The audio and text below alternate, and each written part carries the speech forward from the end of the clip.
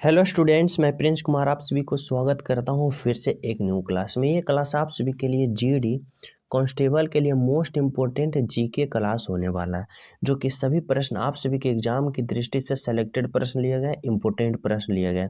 तो आप लोग सभी विद्यार्थी सभी प्रश्न को बारीकता से अध्ययन करना, क्लास में 100% फोकस करना, क्योंकि यहाँ से आप सभी को हर एक प्रश्न 2 नंबर दिलाने की क्षमता रखता है। तो सभी प्रश्न को आप लोग 100% फोकस करना। तो चलिए शुरू करते हैं पहला प्रश्न। देखो पहला प्रश्न पूछ रहा है मानवाधिकार दिवस कब मनाया जाता है। बताना है मानवाधिकार दिवस जो है वह कब मनाया जाता है। 24 अक्टूबर, 15 अगस्त, 4 जनवरी, 4 जुलाई या फिर 10 दिसंबर। तो मानवाधिकार दिवस कब मनाया जाता है, तो राइट आंसर क्या होगा? राइट आंसर होगा 10 दिसंबर को। मानवाधिकार दिवस कब मनाया जाता है? 10 दिसंबर से। जो न्यू स्टूडेंट हो, मैं बता दूं कि जो प्रश्न आप सभी को याद हो हमारे साथ कमेंट में करते चलना, क्योंकि इससे क्या होता है कि आपका 100% क्लास में फोकस रहता है प्रश्न पे। और अगर जिस प्रकार से आप लोग प्रश्न का आंसर टाइप करोगे, आप सभी का दिमाग में सेट हो जाएगा, मतलब याद क्लास में ही हो जाएगा। तो हमारे साथ कमेंट करते चलना। तो मानवाधिकार दिवस कब मनाया जाता है? 10 दिसंबर को। Option number D is the right answer. अगला प्रश्न देखो क्या है। कह रहा है 10 रुपये के नोट पर किसका हस्ताक्षर होता है? 10 रुपये के नोट पर किसका हस्ताक्षर होता है? वित्त मंत्री का, रिजर्व बैंक के गवर्नर का, वित्त सचिव का या प्रधानमंत्री का? तो 10 रुपये के नोट पर किसका हस्ताक्षर होता है? तो राइट आंसर क्या होगा? राइट आंसर होगा रिजर्व बैंक के गवर्नर को या आरबीआई को। किसका होता है?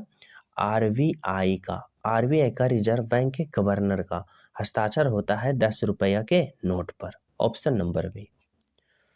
अगला प्रश्न देखो क्या है। अगला प्रश्न है निम्नलिखित में से किस स्थान पर शीत ऋतु होती है जबकि भारत में ग्रीष्म ऋतु होती है? बताना है किस स्थान पर शीत ऋतु होती है जबकि भारत में ग्रीष्म ऋतु होती है। दशमिक, सिडनी, संघाई या फिर चीन में? तो राइट आंसर क्या होगा? राइट आंसर होगा सिडनी में।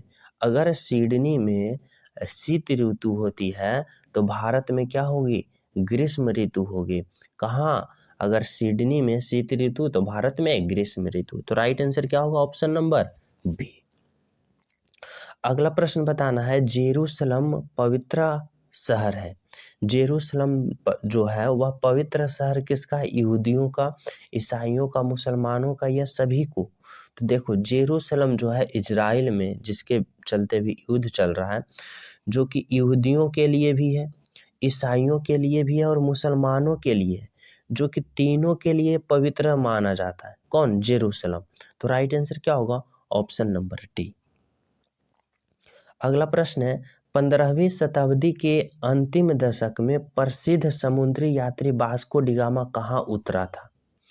15वीं शताब्दी के अंतिम दशक में जो वास्को डी गामा था वह कहाँ उतरा था? कालीकट में, कोचीन में, गोवा में या फिर मंगलौर में? तो राइट आंसर क्या होगा? राइट आंसर होगा ऑप्शन नंबर कालीकट में उतरा था। कहाँ उतरा था? कालीकट में उतरा था। कौन? Vasco D gamma. Option number A. अगला प्रश्न है ISO 9000 क्या है?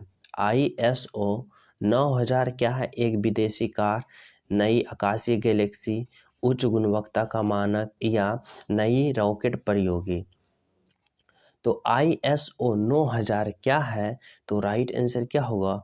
राइट आंसर होगा एक नई आकाशीय गैलेक्सी है। क्या है? एक नई आकाशीय गैलेक्सी। ऑप्शन नंबर क्या होगा? Option number B. अगला प्रश्न है कि USA में सैन फ्रांसिस्को में गदर पार्टी का स्थापना किसने किया था? यूएसओ में मतलब अमेरिका में सैन फ्रांसिस्को में गदर पार्टी का स्थापना कौन किए थे? लाला हरदयाल, लाला लाजपत राय, अजीत सिंह या बिपिन चंद्र पाल? तो राइट आंसर होगा कि गदर पार्टी का स्थापना अमेरिका के सैन फ्रांसिस्को में किसने किए थे? तो यह लाला हरदयाल किए थे। कौन के थे? लाला हरदयाल। ऑप्शन नंबर क्या होगा? ए। अगला प्रश्न बताना है कि कोलकाता में उच्च न्यायालय की स्थापना किसके द्वारा की गई थी। कोलकाता में उच्च न्यायालय की स्थापना किसके द्वारा की गई थी। 1973 विधिनियम अधिनियम द्वारा, या फिर 1773 विनियम अधिनियम द्वारा, 1784 पिट्स इंडिया अधिनियम द्वारा, या 1793 का चार्ट अधिनियम, या 1813 के चार्ट अधिनियम। तो क्या होगा राइट आंसर कि कोलकाता में उच्च न्यायालय की स्थापना किसके द्वारा किया गया था। तो यह किसके द्वारा किया गया था, यह 1773 के विनियम अधिनियम के द्वारा किया गया था। Option number A. अगला प्रश्न बताना है निम्नलिखित में से कौन सी नदी मकर रेखा को 2 बार गुजरती है। मकर मतलब कि मकर रेखा कौन सी नदी है उसको 2 बार गुजारती है या 2 बार काटती है। बाआल, या फिर लिम्पोपो, या फिर नाइजर, या जाम्बेजी। तो राइट आंसर क्या होगा, राइट आंसर होगा कि निम्नलिखित में से कौन सी नदी मकर रेखा को 2 बार काटती है। तो लिम्पोपो नदी जो है वह मकर रेखा को 2 बार काटती है या 2 बार गुजरती है। किसको, लिम्पोपो नदी। तो राइट आंसर क्या होगा, ऑप्शन नंबर लिम्पोपो नदी। अगला प्रश्न बताना है क्रिकेट बल्ले के लिए जो बिल्लो प्राप्त होता है वह कहाँ से होता है। क्रिकेट बल्ले में जो बिल्लो प्राप्त होता है जिसको पकड़ के खिलाड़ी खेलते हैं वह कहाँ से प्राप्त होता है। उष्ण कटिबंधीय वन से, वर्षा पचुर वन से, पतझड़ी वन से, या शंकु वृक्ष वन से। तो राइट आंसर क्या होगा, क्रिकेट क्रिकेट बैट के लिए बल्लो का प्राप्त किस वन से होता है। तो यह होता है पतझड़ी वन से। कहाँ से, पतझड़ी वन से। Option number C. अगला प्रश्न है एशिया की सबसे बड़ी नदी कौन सी है। इंडस नदी, यांगटीसी नदी, होंग नदी, या गंगा नदी। तो एशिया की सबसे बड़ी नदी की बात करें तो राइट आंसर होगा यांगटीसी नदी। एशिया की सबसे बड़ी नदी है जो कहाँ स्थित है, चीन में। एशिया की सबसे बड़ी नदी यांगटीसी नदी जो चीन में है। अगर भारत की सबसे लंबी नदी की बात करें जो कि गंगा नदी है और इसकी लंबाई 2525 किलोमीटर है। कितना है, 2525 किलोमीटर, जो कि भारत की सबसे लंबी नदी गंगा है। लेकिन इस प्रश्न का राइट आंसर क्या होगा कि एशिया की सबसे बड़ी नदी कौन सी है। तो यांगटीसी नदी जो कि चीन में। समझ रहे हो। चलो अगला देखो। इससे पहले जो न्यू हो, चैनल पे पहली बार हो, चैनल सब्सक्राइब कर लेना। सभी विद्यार्थी वीडियो को लाइक करना। देखो प्रश्न है कि भारत में 14 प्रमुख बैंकों का राष्ट्रीयकरण किस वर्ष किया गया था। एक साथ भारत में 14 बैंकों का राष्ट्रीयकरण किस वर्ष हुआ था। 1967, 1968, 1969 या 1971। तो राइट आंसर हुआ एक साथ 14 प्रमुख बैंकों का राष्ट्रीयकरण 1969 ईस्वी में हुआ था। कब हुआ था, 1969 ईस्वी में हुआ था। देखो 1969 आ गया तो यहाँ से एक और इम्पोर्टेंट प्रश्न बनता है जीडी कांस्टेबल के लिए कि CISF की स्थापना कब हुआ था और ISRO इसरो की स्थापना कब हुआ था। देखो CISF की स्थापना पूछे, इसरो की स्थापना पूछे, या फिर 14 प्रमुख बैंकों का राष्ट्रीयकरण एक बार किस वर्ष किया गया था। तो राइट आंसर होगा 1969 ईस्वी को। 1969 ईस्वी से CISF की स्थापना हुआ था, इसरो का स्थापना हुआ था और 14 प्रमुख बैंकों का राष्ट्रीयकरण भी हुआ था 1969 को। समझ रहे हो। तो यहाँ से कितना 3 प्रश्न बन रहा है जो कि इम्पोर्टेंट है। अगला देखना क्या है। अगला है 1 रुपये के नोट किसके द्वारा जारी किया जाता है। 1 रुपये का जो नोट होता है वह किसके द्वारा जारी किया जाता है। रिजर्व बैंक के द्वारा, भारतीय स्टेट बैंक, भारत के राष्ट्रपति, या भारत सरकार के द्वारा। तो 1 रुपये के नोट किसके द्वारा जारी किए जाते हैं। तो राइट आंसर क्या होगा, राइट आंसर होगा भारत सरकार के द्वारा। सॉरी, यहाँ होगा भारत सरकार के द्वारा। किसके द्वारा जारी किया जाता है, तो भारत सरकार के द्वारा। Option number D. अगला प्रश्न है शताब्दी एक्सप्रेस गाड़ी का नाम किसकी शतवार्षिकी को संबोधित करता है। शताब्दी एक्सप्रेस गाड़ी का नाम किसकी शतवार्षिक को संबोधित करता है। भारतीय राष्ट्रीय कांग्रेस, महात्मा गांधी, भारत के स्वतंत्रता युद्ध, या फिर जवाहरलाल नेहरू। तो राइट आंसर होगा क्या, जवाहरलाल नेहरू की शतवर्षी को संबोधित करता है कौन, शताब्दी एक्सप्रेस। राइट आंसर क्या होगा, Jawaharlal Nehru, option number D. अगला प्रश्न बताना है निम्नलिखित में से कौन सी रबी फसल नहीं है। रबी फसल और खरीफ फसल में आप सभी को पता करना है और कंफ्यूज नहीं होना, एग्जाम में प्रश्न बनता ही बनता है जीडी कांस्टेबल के लिए। तो बताना है कि रबी फसल नहीं है जो बताना है। तो सरसों क्या है, रबी फसल है या खरीफ फसल है, तो खरीफ फसल है सरसों। चावल क्या है, चावल, एक मिनट, गेहूं क्या है, रबी फसल है। चना क्या है, रबी फसल है। सरसों, गेहूं, चना रबी फसल है, लेकिन चावल क्या है, सॉरी माफ कीजिए, हाँ चावल क्या है, खरीफ फसल है। चावल क्या है, खरीफ फसल है। यहाँ क्या कर रहा है, रबी फसल नहीं है तो चावल रबी फसल नहीं है, यानी कि यह खरीफ फसल है, समझ रहे हो। लेकिन सरसों, गेहूं, चना क्या है, ये तीनों रबी फसल है, याद रखना। अगला प्रश्न बताना है कि कोलकाता और दिल्ली किसके द्वारा जोड़ा जाता है। National highway 1, national highway 2, national highway 9, national highway 6। तो कोलकाता और दिल्ली को कौन जोड़ता है, तो राइट आंसर क्या होगा, national highway 2। Kolkata to Delhi, national highway 2, option number B. अगला प्रश्न बताना है कि भारत का सबसे सूखा भाग कौन सा है।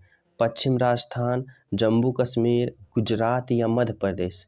तो भारत के सबसे सूखा भाग की बात करें तो राइट आंसर होगा पश्चिम राजस्थान, जो कि भारत का सबसे सूखा भाग है, ऑप्शन नंबर ए।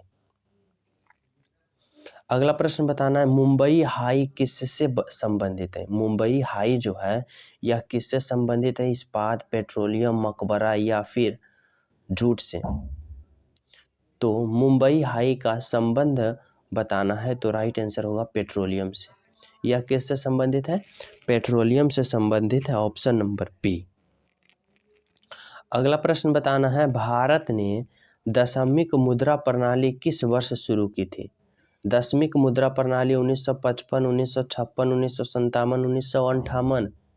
तो राइट आंसर क्या होगा, भारत ने दशमिक मुद्रा प्रणाली किस वर्ष शुरू की थी, तो यह 1957 में शुरू की थी, ऑप्शन नंबर सी 1957।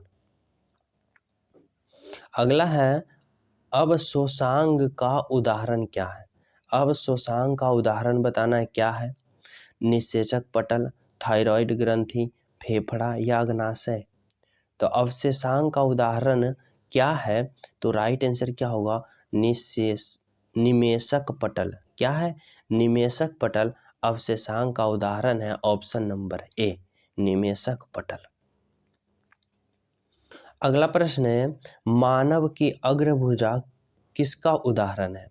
मानव की अग्रभुजा किसका उदाहरण है, तृतीयक श्रेणी के उत्तोलक, चतुर्थ श्रेणी के उत्तोलक, प्रथम श्रेणी के उत्तोलक या द्वितीय श्रेणी के उत्तोलक। तो मानव की अग्रभुजा किसका उदाहरण है, तो राइट आंसर क्या होगा, राइट आंसर होगा ऑप्शन नंबर क्या, ऑप्शन नंबर होगा तृतीयक श्रेणी के उत्तोलक। क्या, तृतीयक श्रेणी के उत्तोलक, ऑप्शन नंबर ए। अगला प्रश्न देखो क्या है, बताना है अल्फा कण होता है। अल्फा कण होता है कैसा होता है, धनात्मक, ऋणात्मक, उदासीन या उपयुक्त सभी। तो अल्फा कण कैसा होता है, तो राइट आंसर क्या होगा, धनात्मक होता है। अल्फा कण कैसा होता है, धनात्मक होता है, ऑप्शन नंबर ए। अगला बताना है निम्नलिखित में से कौन सा प्रबल विद्युत अपघटक है। प्रबल विद्युत अपघटक की बात करें, hydrochloric acid, oxalic acid, acetic acid या अमोनियम हाइड्रोक्साइड। तो निम्नलिखित में से कौन सा प्रबल विद्युत अपघटक है, तो राइट आंसर क्या होगा, राइट आंसर होगा hydrochloric acid, option number A, option number hydrochloric acid.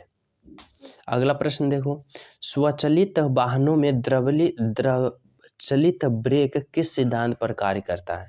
स्वचालित वाहनों में द्रवचलित ब्रेक किस सिद्धांत पर कार्य करता है। पास्कल के सिद्धांत पर, आर्किमिडीज के सिद्धांत पर, बर्नौली के सिद्धांत पर या पॉइजन के सिद्धांत पर। तो राइट आंसर क्या होगा? राइट आंसर होगा पास्कल के सिद्धांत पर, जो कि द्रव चलित ब्रेक काम करता है। Option number A. क्या? पास्कल के सिद्धांत पर। अगला प्रश्न बताना है, नाभिक रिएक्टर की मूल प्रक्रिया क्या है? संलयन, विखंडन, रेडियो सक्रियता, इनमें से उपयुक्त में से कोई नहीं। तो नाभिकीय रिएक्टरों की मूल प्रक्रिया क्या है? तो राइट आंसर क्या होगा? नाभिकीय संलयन है। क्या है मूल प्रक्रिया? नाभिकीय संलयन। Option number A. अगला प्रश्न बताना है, कंप्यूटर को बूट करने के लिए किसकी आवश्यकता होती है? ऑपरेटिंग सिस्टम, असेंबल, कंपाइलर या लोडर। तो कंप्यूटर को बूट करने के लिए किसकी आवश्यकता होती है? तो राइट आंसर क्या होगा? राइट आंसर होगा लोडर। किसका प्रयोग किया जाता है? लोडर का। Option number D. Option number D. अगला प्रश्न देखना है, बताना है, सूर्य के चारों तरफ किसी ग्रह के रास्ते को क्या कहते हैं? देखो, ये सूर्य है और सूर्य के चारों ओर जो ग्रह मतलब कि इसका रास्ता होता है, इसे हम क्या कहते हैं? कॉस्मिक हाईवे, ऑर्बिटल रूट या फिर आकाशगंगा। तो राइट आंसर होगा किसी भी ग्रह के बाहरी जो रास्ता होता है उसे हम ऑर्बिटल कहते हैं। ऑर्बिटल, जो कि हम अपना सैटेलाइट कहाँ लॉन्च करते हैं? तो उसका ऑर्बिटल में, किसी भी ग्रह का ऑर्बिटल में हम उसे लॉन्च करते हैं। तो राइट आंसर क्या होगा? ऑर्बिटल में। ऑप्शन नंबर क्या होगा? Option number B, orbital. तो ये रहा आप सभी को इम्पोर्टेंट एंड सेलेक्टेड प्रश्न, टॉप 30 इम्पोर्टेंट प्रश्न। क्या? टॉप 30 इम्पोर्टेंट प्रश्न। आप सभी को बता दूं, जितना प्रश्न था एग्जाम बेस्ड कंटेंट है। सभी प्रश्न को 2 बार 3 बार रिपीट कर जाना, क्योंकि यहाँ से इम्पोर्टेंट प्रश्न देख सकते हो कितना इम्पोर्टेंट प्रश्न था। न याद हो तो 2 बार 3 बार वीडियो को रिपीट करके देखना, लेकिन याद कर जाना सभी प्रश्न। समझ रहे हो? तो जो न्यू हो चैनल सब्सक्राइब कर लेना, क्योंकि ऐसा इंपॉर्टेंट प्रश्न आप सभी को पास पहुंचना अति आवश्यक हो जाएगा, जो एग्जाम में आप सभी को 100% हेल्पफुल साबित करेगा। साथ ही टेलीग्राम लिंक से ज्वाइन हो जाना, लिंक डिस्क्रिप्शन में है, तो कि नोटिफिकेशन जल्द से जल्द पहुंचे। और आप लोग सभी स्टूडेंट वीडियो को लाइक कर देना जरूर, और प्यारा सा कमेंट जरूर करना। मिलते हैं आप सभी को अगले क्लास में, जब तक इंतजार करना। जब तक सभी को हमारे तरफ से जय हिंद।